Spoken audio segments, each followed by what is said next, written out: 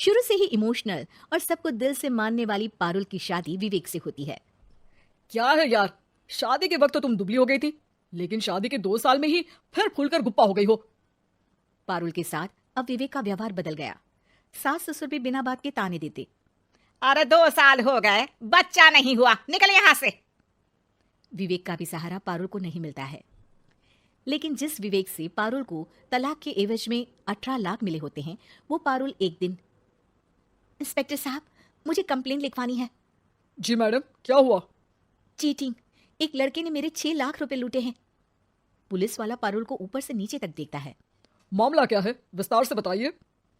पारुल फिर जो बताना शुरू करती है, उसके बाद इंसानियत से भरोसा उठना लाजमी है। मेरे पति ने मुझे कभी अपनाया ही नहीं। शादी के 3 साल में ही मेरा तलाक हो गया। मैं नहीं चाहती थी कि मैं उनसे एक भी पैसा लूं, लेकिन वकील और मेरे माता पिता ने उनसे 18 लाख की रकम ली। फिर क्या हुआ? क्या वो पैसे उसने वापस ले लिए? नहीं, उन्होंने तो उसके बाद मुझसे कभी कांटेक्ट भी नहीं किया। फिर? किसी डेटिंग साइट से मुझे आनंद नाम का एक लड़का मिला। उसके साथ मुझे लगा कि मैं दोबारा जिंदगी बना सकती हूँ। वो मेरी केयर करता, मेरी छोटी बड़ी चीजों का ख्याल रखता और मेरा साथ देता। अच्छा, क्या उसने तुम्हें शादी करने का झांसा दिया था? हाँ, वो भी तलाकशुदा था।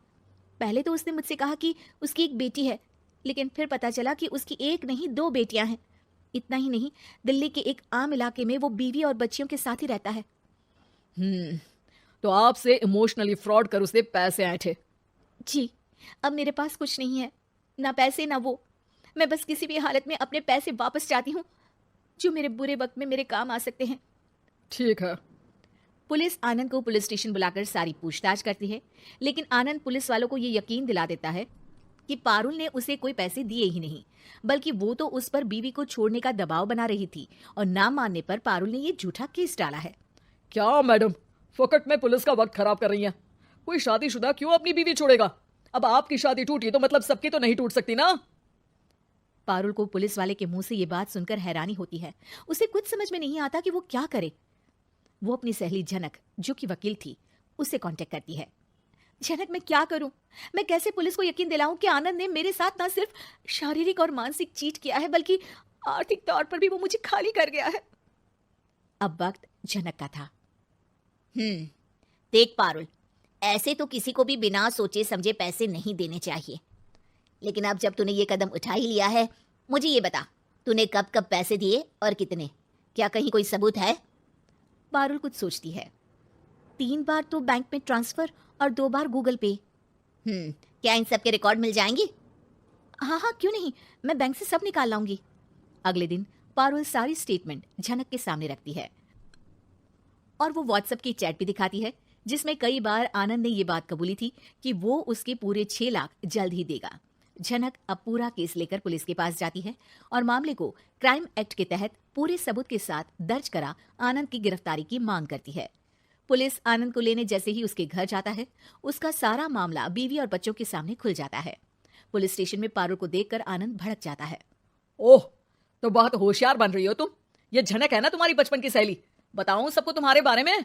सब है मेरे पास, वो फोटो, वो वीडियो, तेरे भाई का नंबर भी है। 6 लाख क्या, अब 1 रुपया भी निकाल कर दिखा दे। वो पुलिस स्टेशन में जोर जोर से चिल्ला रहा था कि तभी पुलिस के एक सीनियर ऑफिसर को गुस्सा आ जाता है। क्यों चिल्ला रहा है?